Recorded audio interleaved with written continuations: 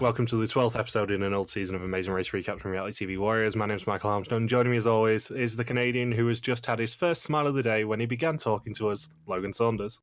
Good afternoon. And the lady who finishes most podcasts with a, well, that was fun, Michelle Pierce-Donovan. I'm glad. I like that intro. I didn't go for a Flo one for you, and that one did make me laugh. It's an underrated Teri moment, that one. Her getting back in the taxi and going, well, that was fun. It actually made me laugh out loud. When she's spaced out like she's on some sort of hallucinogenics, just staring out into space. Yeah. And then she pauses and says, well, that was fun, Ian. It's like she was having flashbacks to Nam. And she wasn't even in Nam. And you were saying right before we started recording, this is one of the most infamous episodes ever, I would say.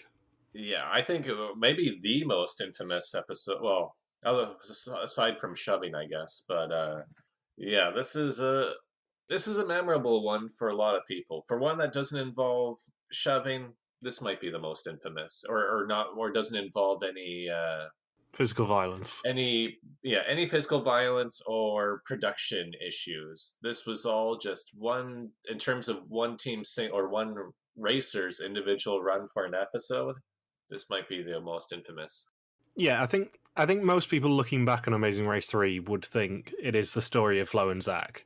And that's fairly understandable, because a lot of the time it is the story of them and a lot of Teri and Ian as well, especially this episode and last episode, and also Ken and Gerard, which makes them the perfect final three.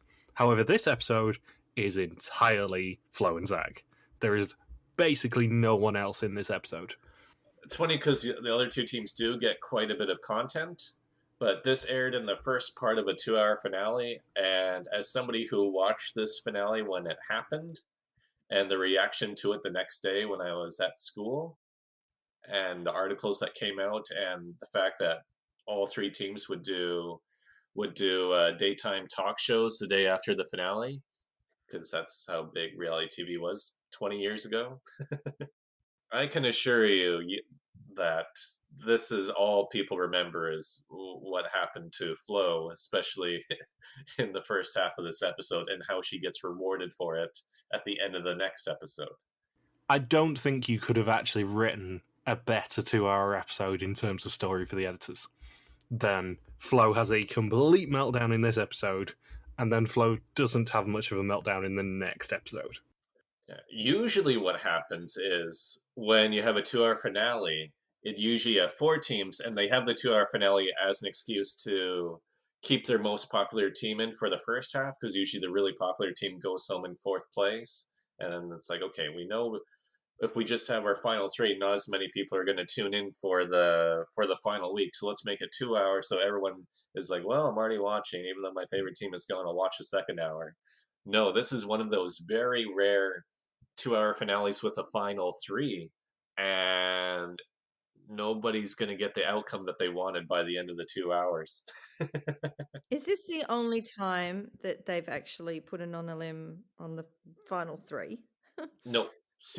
First 4 seasons, and they did it. I think the final time they did it was season 9 was the final time where they had a final 3 non-elims. Those the first 4 seasons. I'm trying. Seasons 5 and 6 didn't. Season 7 definitely did. Yeah, 7 and 8 did, and 9 did. So yeah, first 4, then 7, 8, 9. That's ridiculous. Well, now it seems ridiculous, but yeah, it's a bit different here because people would think it would be asinine to plan it out this way, because A, it'd be a foregone conclusion that it's going to be a non-elimination. There's going to be no suspense to it. Mm-hmm. B, there's not even a penalty if you come in last. So what's the point of... It's funny because Flo perfectly sums up what we're all thinking when Teri and Ian run by her. She says, what's the point of running, Ian? You're going to get tired anyway. Like, what's the point? There's no reason to run. We're all going to get equalized at the start of the next leg. It's also worth pointing out from our point of view that, just as with the previous double episode, episodes 8 and 9, we're going to be doing these over 2 separate weeks. Episodes 12 and 13. So you have still got more content next week coming. Yes. We're not going to talk about the Hawaii and Seattle visits just yet. But yeah, it's just funny because if you fast forward 20 years, everyone is probably thinking, "What the hell is production doing? Having a final three non-elim, no penalty for coming in last, and they're all going to be equalized. So what the hell are the teams even rushing? Why not they all? Why don't they all just do the same strategy as Zach of just conserving as much energy as possible, not really putting in any effort? Because I guarantee you, if the season 32 cast knew they were going through this, if you had Will and James, Hung and Chi, and the McGiblet brothers, they'd all be thinking, well, we know if they're the past 31 seasons of Amazing Race, let's just take a leisurely stroll to the pit stop and just all hold hands together and just wait for this final leg to come. Unless you want the prize for first on each leg. If you want that, then you want to come in first. I think $1 million may or may not override a cruise that you have to pay for out of your own pocket. It's also worth bearing in mind that this leg is probably more brutal travel-wise than pretty much any leg in the last at least 5 seasons. It is a really rough leg travel-wise, this one. Yeah, I wrote that in my notes that this is probably the most disproportionate leg in terms of travel in contrast to the tasks they actually do. Like that roadblock is kind of a joke. I think it got about, I think, what was it, 41 minutes of airtime, running time for the first half of the 2-hour finale. They don't even get to the roadblock until the 36th or 37th minute mark. So I think it's only about 30 seconds of total footage of all 3 teams doing this roadblock. Yeah, as much as I sang Vietnam's praises last week, I would not want to do a 24-hour train ride from Saigon to Hue. Don't you mean Hugh or who? Oh, that has a payoff. Anyway, previously 4 teams raced to Ho Chi Minh City in Vietnam. Ian had flashbacks from his previous time in Nam, but found a new appreciation for the country and its people as him and Teri won the leg. Flo and Zach clashed when Zach refused to cut a line in immigration, sending them to the back of the pack, but a lucky spot at the roadblock sent them to the final 3. At a showdown between the Brotherhood Alliance, Ken and Gerard misled Derek and Drew when both teams missed the signs at the roadblock, sending the twins home. And because this is the start of the finale, Phil starts asking his stupid rhetorical questions again, and once again he does ask whether Teri and Ian's age is going to be a barrier for them. Teri and Ian are the oldest fucking team on the race. Are they just gonna both have heart attacks and both be pulled out before the final leg? Is that's what's gonna happen? Teri and Ian, who are the oldest team in the race, are basically already dead. The oldest team, Teri and Ian, depart first. May I just remind you what we were discussing a few weeks ago? Phil now is older than Teri and Ian were at the time. Derek and Drew, I believe, are older than Ian was at the time. That's crazy to think about. I know that people get annoyed that we keep referencing how long ago this was and how much older everybody was, but the fact that Phil picks on Teri and Ian constantly for being old, and then at this point Phil is older than they were, and I don't think Phil would appreciate if he was on Tough as Nails or something, and I don't know, Ian was hosting, and Ian says, Phil, who's the oldest person in Tough as Nails, will he be able to make it? I'm surprised he even got here. Hoorah. Yeah, it's obviously a case of us bitching about how long ago this was, but half of this cast are now older than Ian was at the time, basically. It's quite impressive how old some of these people are, especially when you consider how much Phil has been ragging on Ian for being old. Yeah, pretty much the only contestants who wouldn't be would be ones who raced in their 20s in this season. That'd be it. A lot of the teams in this season now are older than Ian was at the time, yet Ian is the one being called old and decrepit and useless and practically dead. What's funny, though, is that, well, not really that funny. It's actually quite disappointing that the past few seasons of Amazing Race, they don't really cast anybody that's older than Teri and Ian for a very long time now. If you might get one racer within a team that might be a year or two older than Teri or Ian, but now now they don't even have to ask will the old team do well, because there is no such thing as an old team on the Amazing Race anymore. What else is disappointing about Amazing Race is the fact that they've actually hired a private jet for them. It's the only way they can film a season during COVID, I guess. Yeah. Well, don't film one. Yeah, they can film one.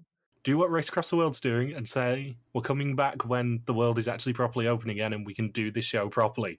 What would be funny is if a team tests positive for COVID during the filming of 33 and they have to cancel it again anyway and postpone for another 6 months.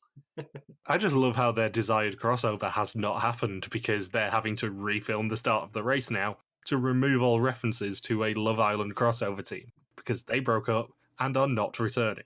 Oh no, they didn't come back? Now 2 teams didn't come back. 2 teams filled their spots, I guess? I have no idea. I've not actually been following the spoilers. I just know the Love Island crossover team did not come back because they broke up and did not want to race as exes. Wow, and that's after they thought, we should have. I think it was, over a year they were championing the idea of, we're going to get all 11 or all remaining 9 or 10 teams back to resume the race. And then I guess that team and whoever else dropped out, they're like, I guess after 14 or 15 months, they do not want to come back. So Teri and Ian, who are the oldest team ever to reach this point in the race, depart at 5:19 a.m. with Flo and Zach at 5:58 and Ken and Gerard at 6:13, and teams must now travel by train to Hue and find the Imperial Palace, which they must search for their next clue. And they have $162 for this leg of the race. It's worth pointing out that I have been to Hue, I have been to the Imperial Palace, and it is very cool. Nice. Was Ian waiting to say the infamous line as well? He was waiting to give me a hoorah when I appeared. Ahoy, Ra. Good morning, Vietnam. He was waiting to say that on camera, wasn't he? Yeah, He looked straight into the camera, too. He knew exactly what he was doing. Are you filming this? Are you filming this, John? Good morning, Vietnam. Well, it's really interesting that this episode and next episode are obviously basically just the story of Flo and Zach. But last episode and this episode are very much Ian hating returning to Vietnam initially and then learning to love Vietnam and enjoying himself more than he does anywhere else in the season. I will say, when you have a leg that's completely irrelevant and there's only 3 teams left, even if you say, this whole leg is about Flo and Zach, there's still 41 minutes of airtime and 2 other teams. It's not like when we watch the episode, you have 30 minutes of running time focused on Flo and Zach, and then the other 2 teams split the other 10 minutes. It's a lot of airtime with all 3 teams. The only team that gets a little bit of a backseat, but it's still a lot of content, is Ken and Gerard. Yeah, it's more story-wise than anything. Teri and Ian basically don't have any story once they leave Vietnam, and Ken and Gerard basically don't have any story for the back half of the season. It's just Flo and Zach and whether Flo will actually quit or not. Yeah, Ken and Gerard, once they get along and they hit their stride early on in the season, it's more or less just, Ken and Gerard are cooperating together really well. Just go for them for those comedic moments. Like we see them this episode, we see them get their second flat tire of the season. So whenever they encounter a situation like that, it's always quite funny. Yeah, they're always the comedic relief. Really, all 3 teams are comedic relief. Like this is an incredible final 3. This is the best final 3 we're ever going to see in any Amazing Race ever internationally, and it still holds up here in 2021. There are no weak links in this final 6 people. No. Even Zach, who I would say is the weakest of the final 6, as we've said numerous times this season, has so many sneaky, funny moments that you don't realise that when you're watching this for the first time. And you only spot it when you rewatch this season and go, Zach's actually a lot funnier than I give him credit for. Yeah, I was taking notes this episode and I'm thinking, wow, I miss all of this. There is so much subtext to Zach's responses. It's so funny. So Ian does know how the place Hue is pronounced, unlike Teri, who, as you said, just says Hugh. And we're reminded of Ian's war experience again, and that Hue was somewhere near the old DMZ.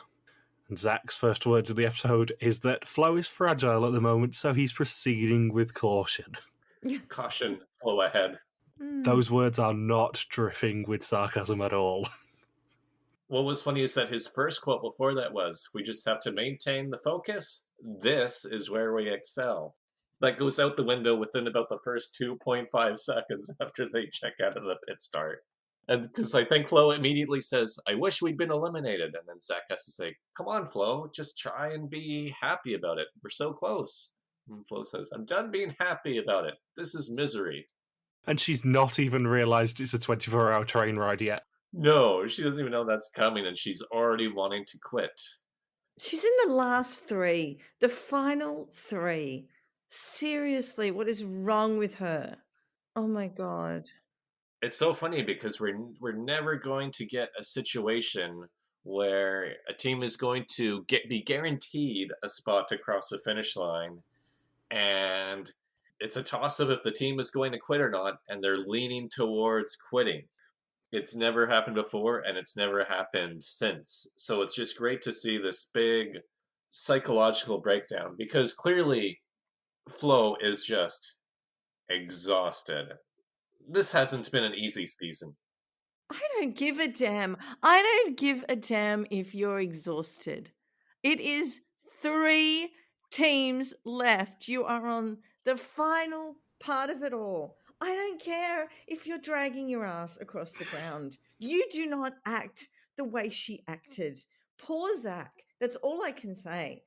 Oh my God, I want to call her so many things that I'm not going to do over the airwaves. I was watching this episode again earlier, just going, Michelle is going to have a fit at some of these moments. There is so much. There's so much. And I'm sorry, but if you two try and defend her at any point, I am going to have it out. Oh my God, continue. So let's talk about why Flo wasn't in the wrong here. So in the wrong. So in the wrong. I don't think it's necessarily about defending her. It's just setting up why she was thinking the way she was. It's more adding the context. As I said last week, I think it was, I'm not going to defend Flo's outbursts, but Flo is such a crucial character to this season and such a crucial character to the Amazing Race as a whole that you have to put some of this stuff into context. Yeah, we have to. It's otherwise we're just giving the impression that Flo was in 5-star hotels and just doing her day-to-day stuff, and woke up one day and said, "Oh, I'm gonna quit during the 2-hour season finale of The Amazing Race." I have to say, especially this leg, the travel in this season is brutal. I said this with the bus from Cambridge to Aberdeen, which is highly inappropriate as a bus route. You shouldn't make people do that. They've had some really long bus rides and train rides in this season, and 24 hours on a train from Saigon to Hue is not my idea of fun. No one does that voluntarily. No, especially when there are definitely flight routes, because I was looking this up earlier. Well, yeah, Hawaii's not exactly a small city, right? Now, I mean, neither's Da Nang, where they end up going later. Da Nang is a very large city, even by Vietnamese standards. There is definitely an airport that they could have flown to. So they chose to make them go on this train to Hue, just to break them down a little bit more, even at Final 3. And it worked perfectly. I want to know if Ian, when they were waiting, where were they? Train station. I want to know if Ian said more to camera about Flo, and they didn't show it, or whether he just let it go. Well, it's a brilliant sneaky subplot this season of Ian just trying to fuck with Flo mentally, basically. Because we had this with the bungee jump as well. He found out on the car train what was coming, basically. He found out it was a bungee jump. He knew Flo was terrified. He made sure to tell Flo and put her off a game a little bit and make her melt down a bit. It's psychological warfare from Teri and Ian, this. And it's delightful. And they do it again in the train station here, just going, "Oh, Flo, did you know it's a 24-hour train ride? Have fun." And they already know that she's fragile because everyone has spent time with each other on that pit stop. They know that Flo is hurting. So he is doing what he can to throw her off a game in the actual final 3 leg. Yeah, and if they quit, Teri and Ian's chances of winning this race improve by 16.7%. Goes from 33.3 to 50-50. Say what you want about Teri and Ian, but no one has ever done the psychological warfare in this way before or after this season. what's funny is when Ian tells Zach, "Oh, it's a 24-hour train ride," and Zach says, "Oh, really? A beefy train?" Which is not what I would refer to when I would hear that I'm going to be on a long train ride. I don't think it's called a beefy train. I have a very different image of a beefy train, and it usually involves James and James of the Chippendales from season 21. That would be more of a beefy train. It usually ends up with you finding something under a hedge. And then Flo says, "I'm not getting on this train." And then Zach has to go switch more from teammate to a coach because he says, "Try and breathe, Flo." That's all. That's all. It's just what Ian said. You don't know if it's going to be 24 hours. Let's just why you want to look at the train schedule just in case. Oh, Maybe don't do that. it is 24 hours. And then Flo says, "Oh, I'm not getting on the train. It's torture. Are you out of your mind, Zach?" Zach says, "Okay, well, I'm sure there'll be first class seats on this train. I'm sure there are some they cater to the Western crowd somewhat." And then because they spent so much time arguing, Teri and Ian and Ken and Gerard take up the last remaining comfortable sleeper bed, air conditioned spots on the entire train. Oh, it's so delicious. If they had just bought the tickets right at 7 o'clock at the front of the line, Flo and Zach wouldn't have been in that situation. Yep. And then Zach says, "Okay." And then I think Zach's initially told there's no air conditioned spots left on the train. He has to say, "Well, if I don't get air conditioning, at least air conditioned seats, this girl is going to kill me. She's either going to kill me or quit, or kill me and quit." Poor Zach. It's just so sad for him. Jesus Christ. It is over 1,000 kilometers between these two train stations, for the record. No wonder it's a 24-hour train ride. And the plane ride version of it is about 40 minutes. Wow.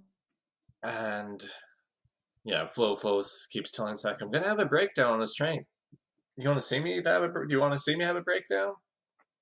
And then Zach's probably thinking, "Well, I've already seen 18 or 19 of them. I don't know if the 20th is gonna impact me all that much."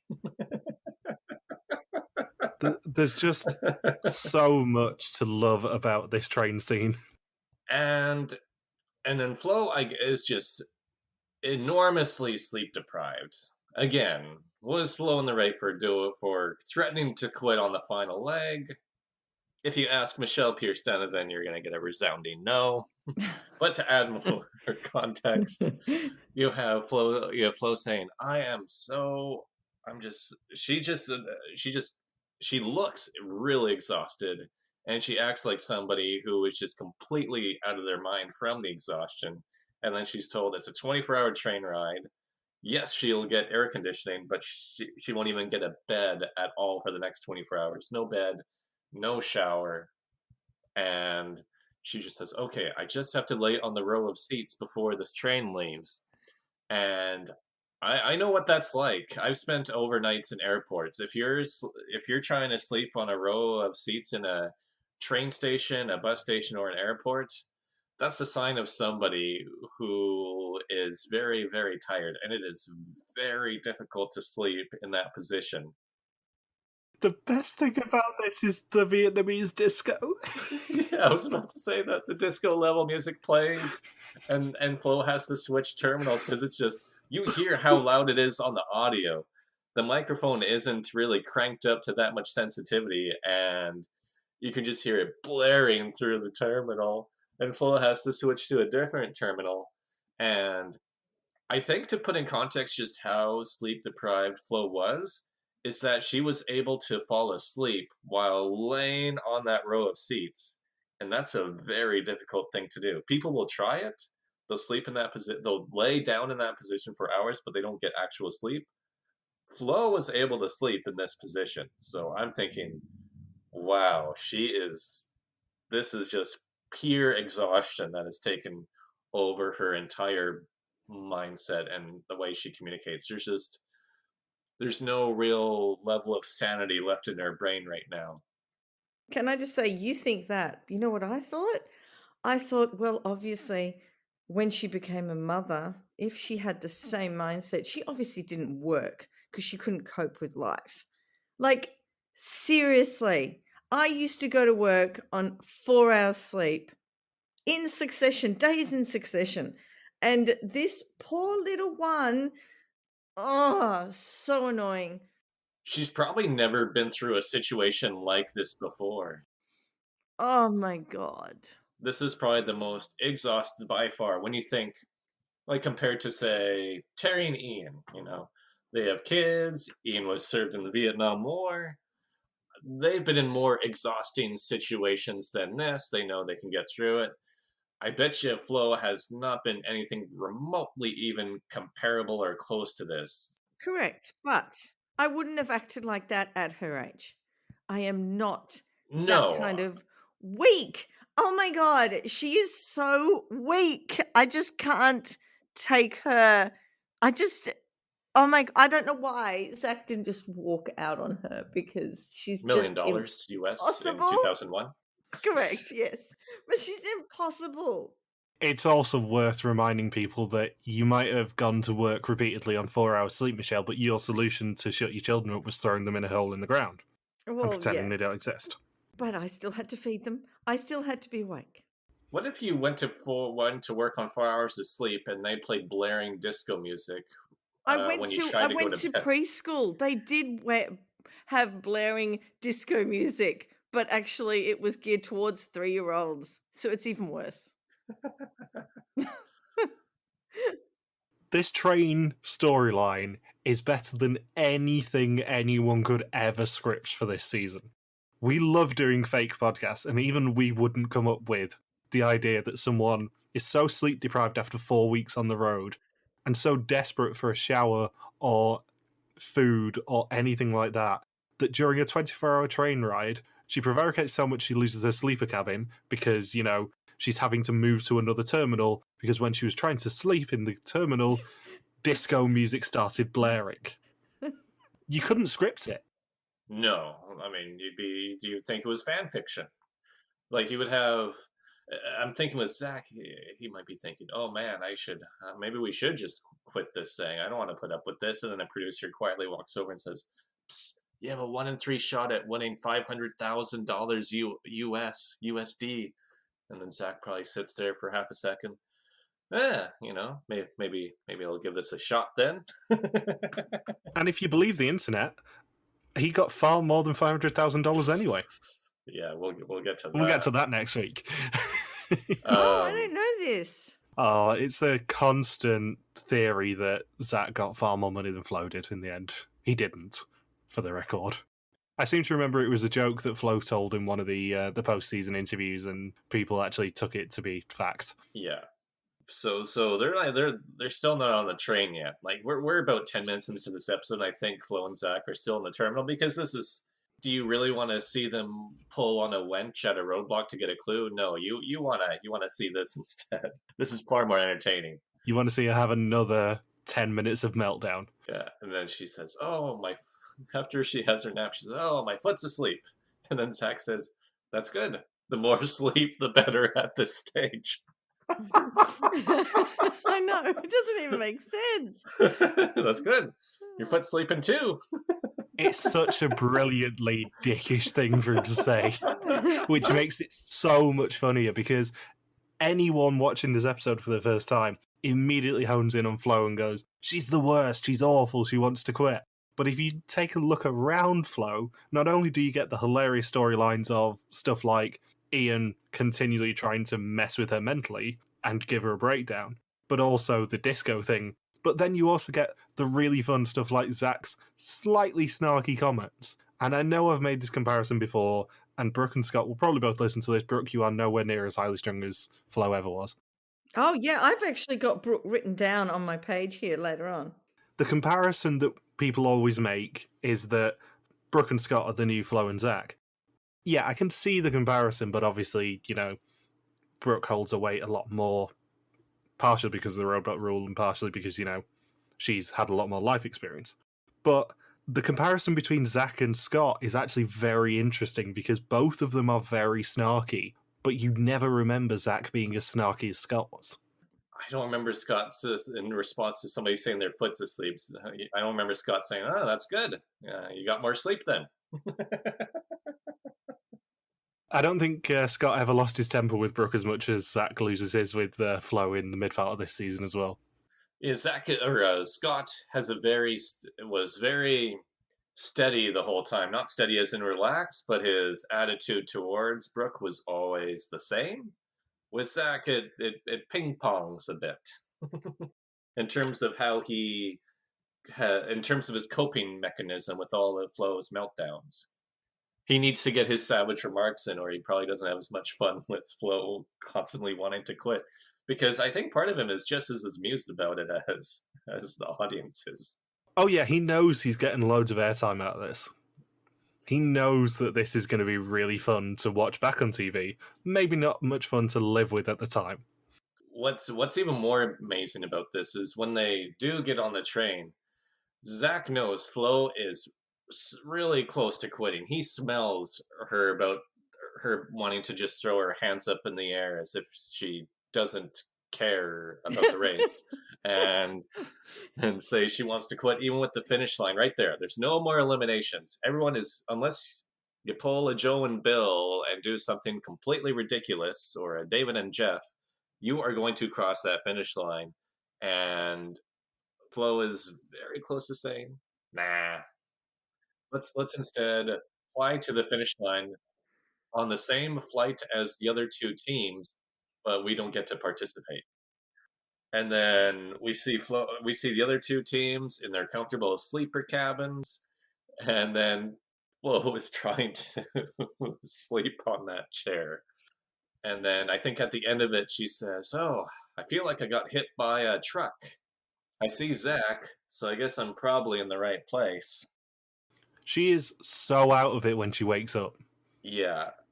How was she breathing when she was on that chair? Her face was into the back of the chair, and I'm thinking, oh my God, how is she sleeping like that? That's not a pleasant smell.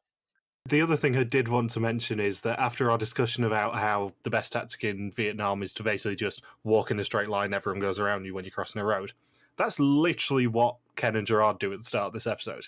They just walk in a straight line, and they even comment on it, basically saying, let's just do Frogger in real life. It's the easiest thing to do in Vietnam. So I'm like, this is what I was talking about last week. Yeah, I think they had the Frogger quotes in the previous episode too. Yeah, but it's really noticeable at the start of this episode for them. It's pretty much the first thing we see of them is them crossing the road to the taxi and employing the Frogger tactic like I was discussing last week. Oh, on the train too. This is the real kicker, because Ken and Gerard and Teri Ian have their emotional scenes on the train where Gerard says, "Oh, I'm a financial advisor, and there's clearly no financial planning when you live in Vietnam." Teri and Ian are amazed by the people and seeing the country when there isn't a war going on. And then we cut back to Flo and Zach. Flo wakes up, as we said before, and then the Vietnamese disco music plays for a second time in the episode, and she says, "I knew it. I predicted this music." You could not script this. This is what I mean. If you wrote this in an ORG or something, people would say you were being ridiculous. If we had turned around and made a fake episode of this episode, people would have said that is utterly ridiculous. You cannot make this shit up. And yet it happens. And then at the end of the train ride, Zach says, "Okay, when we get off the train, we decided we'd take it easy because Flo is just not into the race today." Thinking, I don't know if it's a we decide. I think Flo decided she's not into this race today.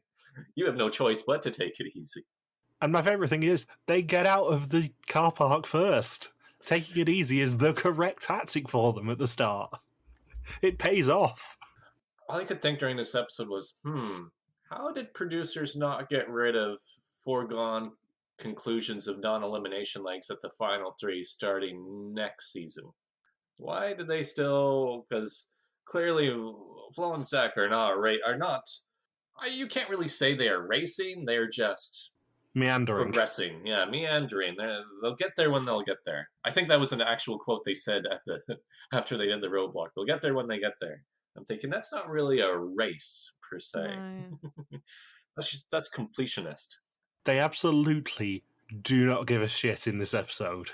And believe me, I love an Amazing Race team when they just don't care anymore. When they have zero shits to give, it makes it so much funnier. Because undermining the show is sometimes, when it's peppered through, way funnier than actually watching people be try-hardy. This is why I don't like superfans on shows, because superfans don't see the sense of humour in just taking the piss out of the show, knowing how ridiculous the show is, and having a bit of fun with it, like Flo and Zach end up doing inadvertently in this episode. Yeah, they're not racing as producers intended, where they say, well, I mean, we know it's an elimination. There's no penalty. Why hustle? You're going to put us on the same plane to Seattle, most likely. There's no incentive for us to hustle right now. Yeah, it goes back to something I was saying in our Vidum Georgia recaps earlier in the year, in that I love it way more that producers are constantly trying for a non-elimination and the contestants just go, no, we're not letting you have one. We're going to keep eliminating people. I love it when production stuff goes really wrong for them, and this is a brilliant example of it again. I have a question. If this leg was an elimination, or there were larger stakes where, say, whoever comes in last is at a severe disadvantage in the final leg, do you think if Flo had to hustle, she would have just have an even bigger meltdown and just quit? Yeah, there's no way that Flo is going to move at any other speed than the speed that we saw her in this episode, I don't think. I think Zach noticed if I really push her and say, "Come on, elimination on the on the line," she's just gonna take 2 steps back and say, "No, nope, not doing it. Good night." Play the farewell disco music. I don't give a shit. And then we have another savage Zach interaction. He's in peak form, really. I think because he knows how ridiculous this all is. Where they're on their way to the Imperial Palace, and then Flo says, "Oh, I'm gonna be sick. I'm gonna throw up." And then Zach says, "Well, let me know. Do you need water?" And then Flo responds, "I can't drink water because I have to pee so bad." I'm thinking, Jesus Christ, it's like a 5-year-old. I'm thinking there's no victory in this situation. And I'm thinking, well, come on, just vomit, please. Just vomit. Don't say you're going to vomit and not vomit. Please, just vomit. My God, damn it. And the best thing is, even despite their lethargy in this episode, Flo and Zach are only 2.5 hours behind by the end of this episode. They're not that far behind, even despite not giving a single shit in this entire leg. They're at the Imperial Palace the same time as everybody else. They get to the clue box all together, really, and then that's when we get the classic. I don't know why you guys persist on running. There's no point. I hope you get tired out. And then Ian says, "We're already tired out, Flo." And then Teri says, "We can't be any more tired out than we are." And then Flo says, "Okay, good to know." That annoyed me. This is where I wrote down about Brooke and, Natalie and Nadia and Myrna, and I love annoying teams. The teams that people tend to hate, I love them. And it's been the case Good to know. the whole time, except for Flo and Zach, because of Flo being just mean and nasty and uncaring. And I don't mind a whinger. Like Brooke whinged the entire race. I still love her. But Flo crosses a line for me. Flo is just, there's so many words. To defend Flo slightly here. No. This is an actual point I can defend her on. To defend her slightly, she's obviously just got off a horrible train ride when she had by far the worst conditions. But also, right before that train ride, Ian has been pushing her buttons. Ian deliberately needled her in the station just to make her flip out a little bit. So I don't blame her for being a little bit short with Ian when she actually sees him again. Oh, and there was another brilliant Flo and Ian interaction just before that at the Imperial Palace, because Ian is doing, "Come on, Teri, hoorah! Let's move it." All around the Imperial Palace, interacting with the locals, and Flo is just saying, "Oh, Ian riles me up. I wanna beat his sorry behind. He needs to shut up. He needs to shut his mouth, or I'm gonna beat his sorry behind." And I'm thinking, Flo versus Ian, the Vietnam War vet, and has been an undercover cop in Miami for the past 20-25 years. Who's gonna win? Who's gonna win in that fist fight? Flo or Ian? I don't think Flo is gonna beat Ian Sorry behind. I think if you went to Vegas, the odds would be heavily. I think it would be a 20, 25, or 30 to 1 30 to 1 favorite betting odds on Ian. I probably would back Flo just because I think she would beat him into submission. By shouting, or Yeah, she'd just wear him down emotionally, I think. I don't think so. I think he'd have her. I'd have her. and then and then Flo says, "Oh, Ian is pretending to be the village idiot." Thinking, what? Where? How is Ian the village idiot when he's constantly in first place right now? So, anyways, they all get the cabs too. What's that route marker they go to next after they get their clue at the Imperial Palace?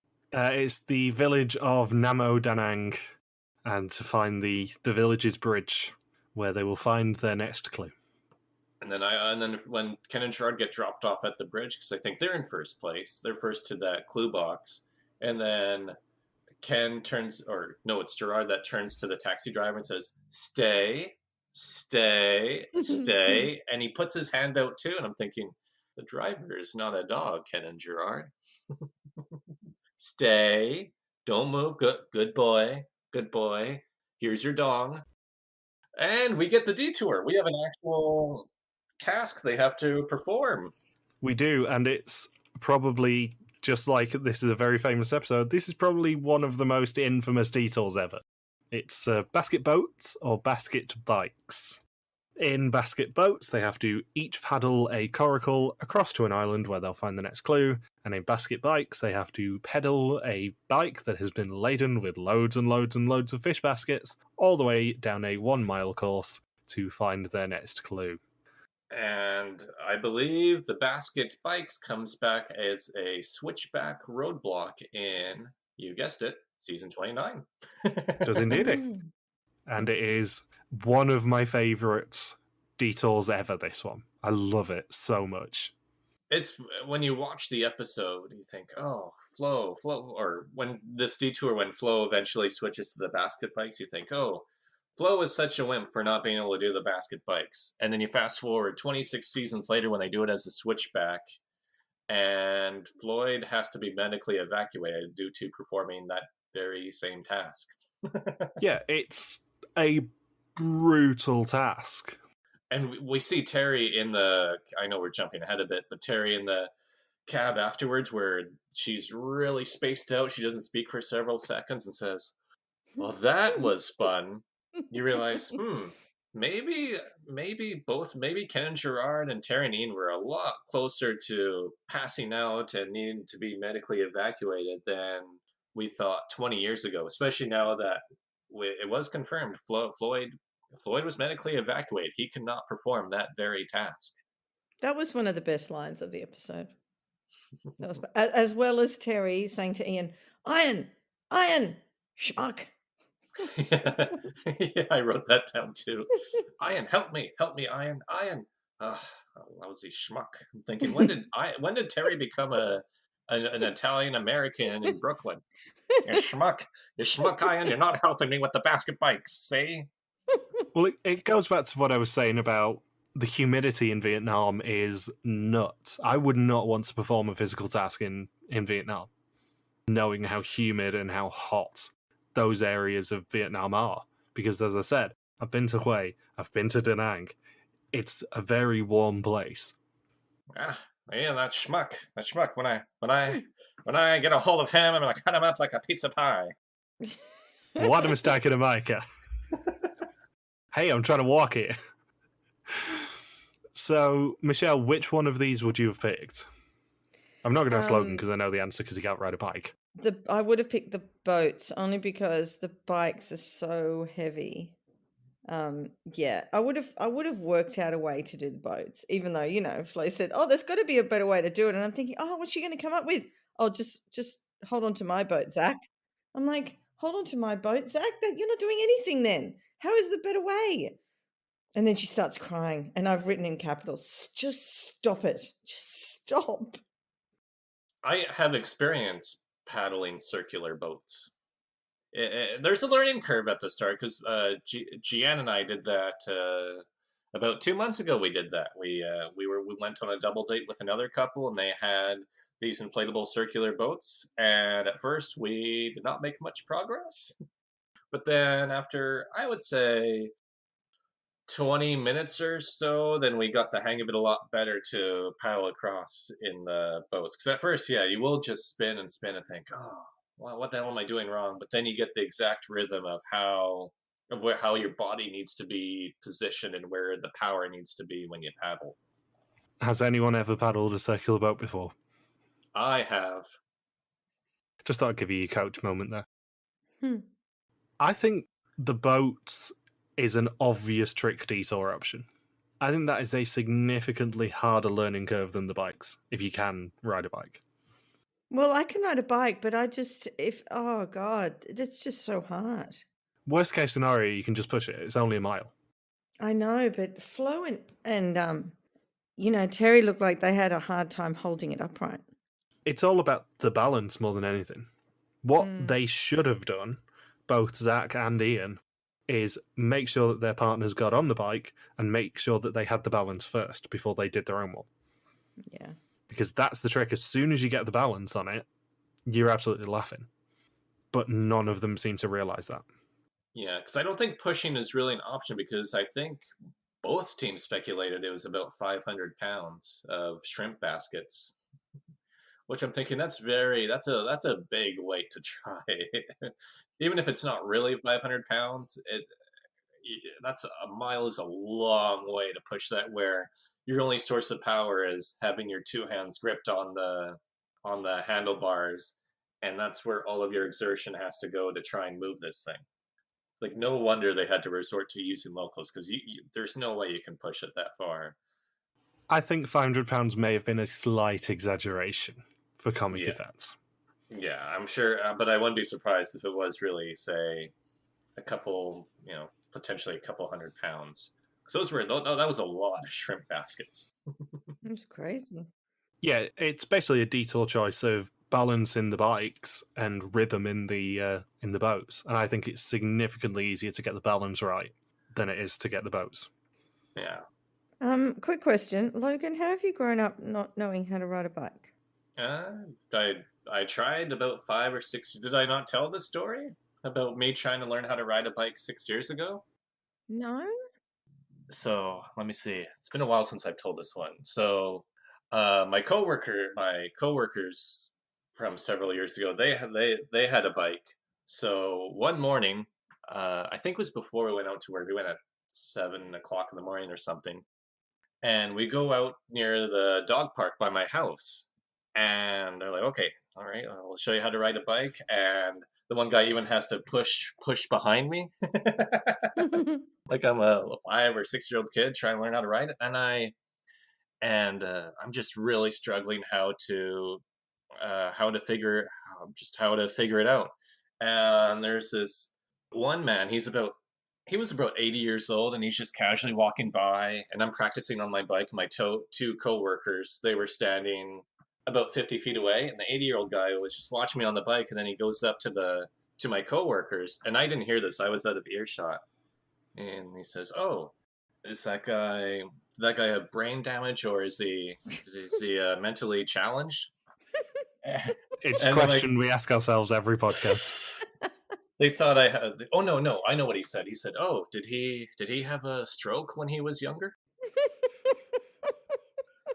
Oh my God, you must have looked so bad. And my coworkers are saying, "No, he's just learning." He says, It's just "Well, Logan. with the way he's doing it there, he's never gonna learn." And then he just walks away. Oh my And I God. practiced on my own for over the next couple weeks, and I tried all. I couldn't really get the hang of riding a bike, and apparently it might be a genetic thing because apparently My grandmother tried riding a bike. She even tried up to when she was 50 years old, and I guess she doesn't have proper equilibrium within her ears, and she kept trying and trying and kept falling over, and she never learned how to ride a bike either. So it sounds like Wow. I inherited that trait. So it's been a few years since I've tried riding a bike, but I never learned as a kid, and then I tried again as an adult, and that didn't work out too well either. Okay. But what's funny is that I can do running and swimming really well. Next year, I'm signing up for an aquathlon, which is running and swimming, but no biking. Well, that's good. Yeah, so that's my story. So, long story short, I would choose basket boats. Definitely. So once teams do get their clues, they have to then find a marked boat, quay, as they said. It's actually a boat key in Hoi An and travel by sampan to the middle of the river where they will find their next clue. Not a boat quay and who? But aren't there any keys in America?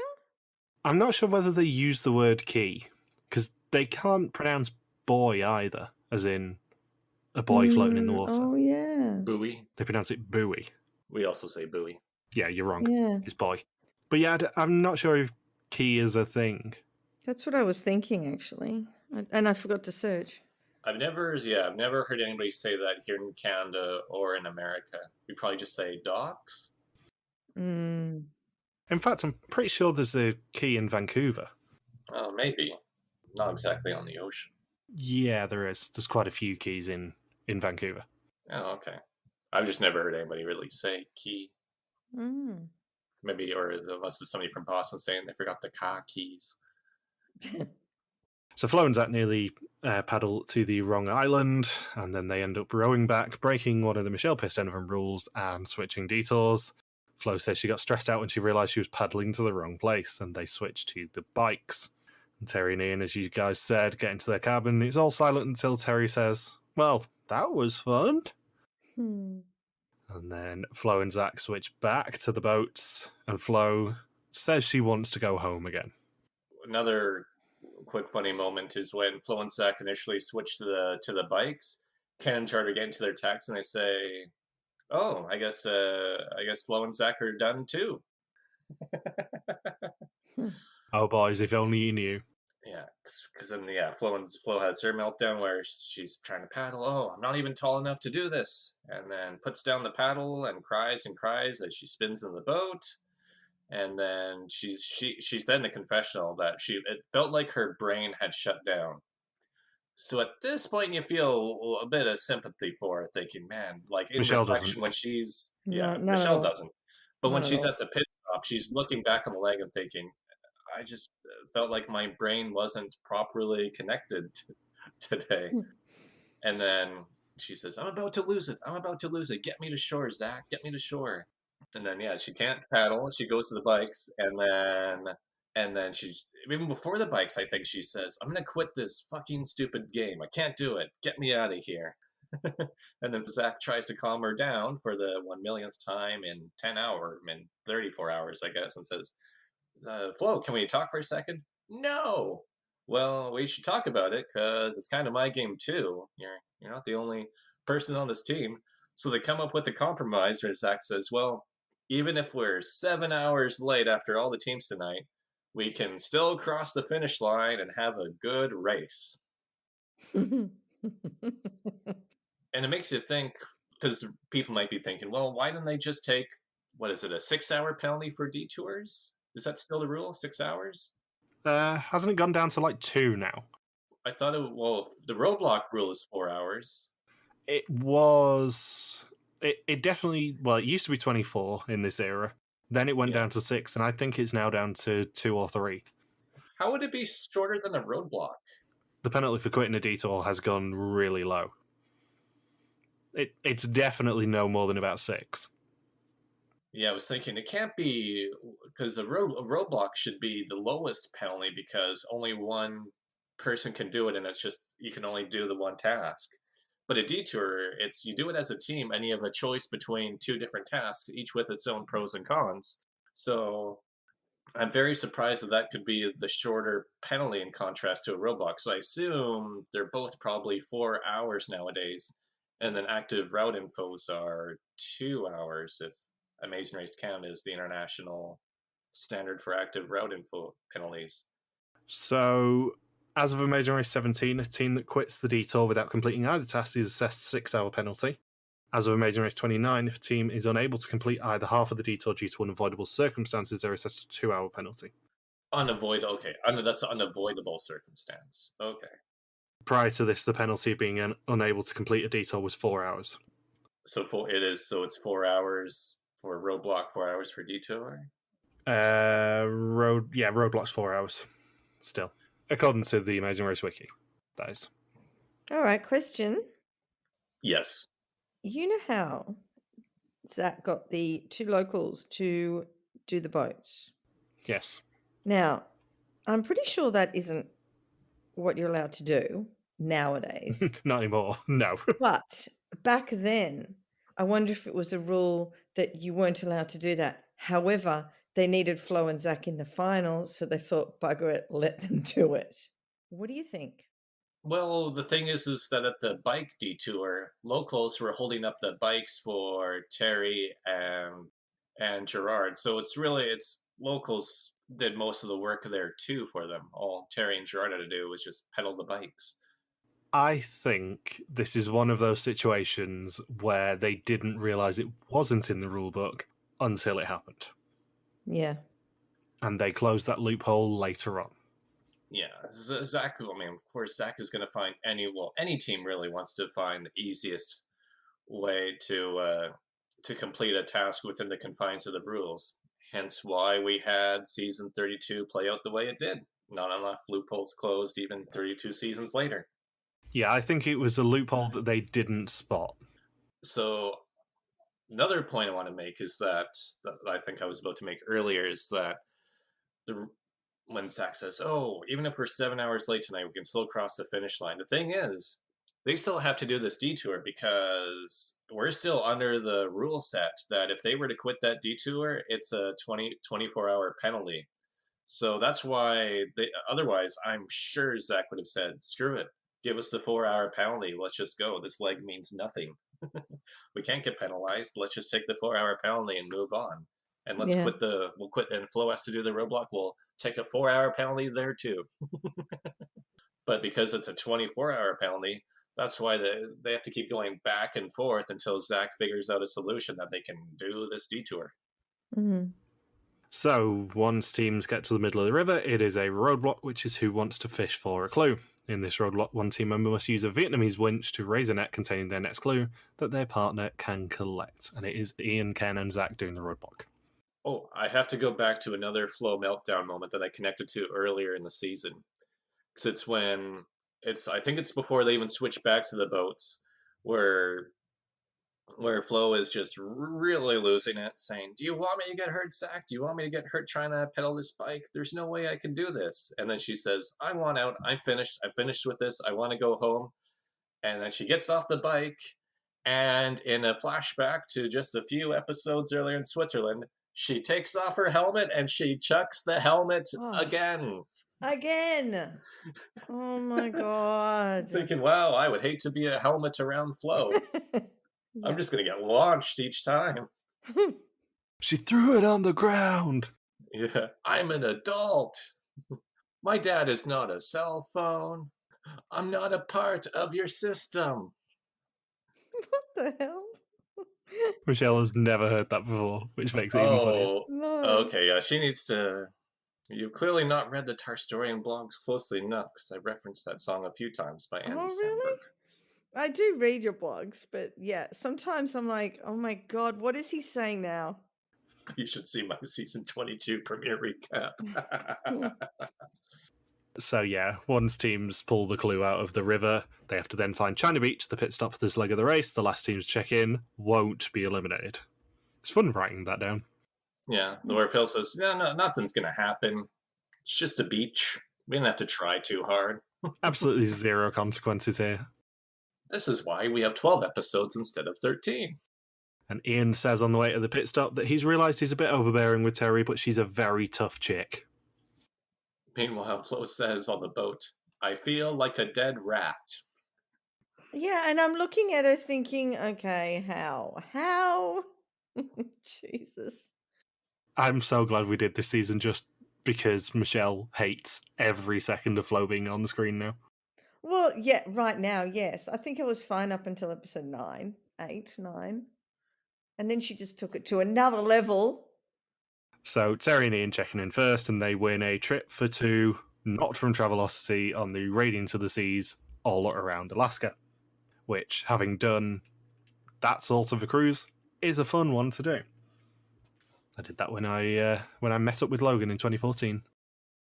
It's quite the contrasting climate to go from being told, "Oh man, I'm just melting in Vietnam," and to be told, "Hey, you're going to go on an Alaskan cruise." It sounds really, really good in that moment, probably.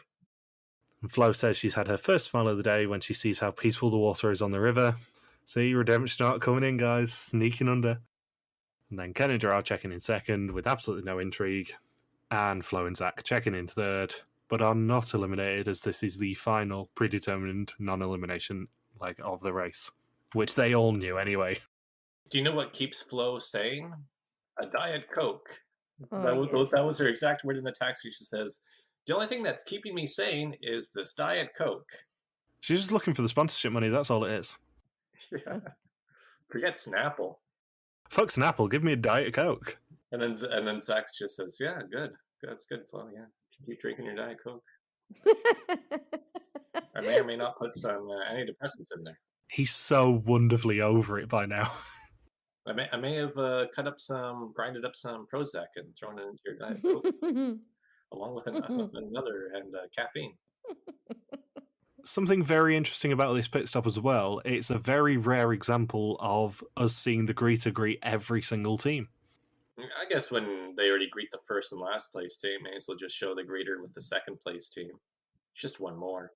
Unless it's Alex Trebek, they don't tend to show the greeter greeting every team. It's just something very interesting. So next time, the final 3 head to Hawaii before they reach their final destination city of Seattle. There is ziplining, some memorable animals, and everyone counts their blessings before one team is crowned winners of the Amazing Race. Have you guys got anything else you want to say about leg number 12? Yeah, she says she won't quit again. There were her words. I won't quit again. And I'm thinking, of course, why would you want to quit if you were on the final leg? A team has quit on the final before. Not in the US, but a team has actually quit on the final leg of the race before. Really? What country? Brazil. Not due to a medical issue.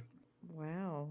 They had an active route info in the final leg that was an eating challenge, and the consequence of not doing that was you have to quit the race, and someone did actually quit the race. What did they have to eat? It was like 6 pounds of oysters or something ridiculous. It was a gross task. And somebody took a 4-hour penalty in the final leg of Amazing Race Asia 4. They did. Hussein did not, and it was just a simple. It was the Singapore task where you have to just walk on a wire between the 2 buildings. And Hussein said, "Nope, I am not going to do that. I will take the 4-hour penalty and guarantee we lose the race." And I think they were in first place going into that task. Jesus They were Christ. they were right outside the finish line. I think it was just after you do that, it was the memory task that was really easy on top of the Marina Bay Sands, and the finish line was there too. And all you had to do was just cross that wire, and they were probably going to win the whole season. He said, "Nope, I'm not crossing this wire. Sorry." The Brazil task was having to each eat 2 kilograms of smoked clams, and failure to complete this task would result in disqualification. 2 kilograms. Yeah, 2 kilograms or 4.4 pounds of smoked clams each. See, that's a tough task. That's a lot to eat. Yeah, it's a lot of food. I don't know if my body could really handle that much seafood. I'd have to eat and then vomit, eat and then vomit. The only way to be able to do it. Imagine Flo having to do that in the final leg. I think she's going to revise her quote of threatening to quit. She would definitely quit. Well, she says, she says she will never quit. Yeah. Yeah, let's just fast forward 10 minutes to the next bit of the next episode. Have you got anything else you want to say, Logan? That roadblock, eh? That was a real eventful roadblock. We talked a lot about that. I'll be honest, I wasn't going to push it because I knew how little there was to say about it. Well, all they did was just pull on a winch, and then they get back in the boat, grab the clue. Right. In that case, thank you for listening to our Amazing Race recap. We'll be back next week to recap the finale. Don't forget you can contact us on Twitter, Facebook, YouTube, or Instagram, where we are RTV Warriors, or you can email us on contact@rtvwarriors.com. Logan's on Twitter at Logspaquacky. Michelle is Bear3333333, and I'm MJ Harmstone. Logan and I are also back every Wednesday for Vista Mall, Oregon. See you next week for the finale. Peace out and just chill till the next episode. Bye.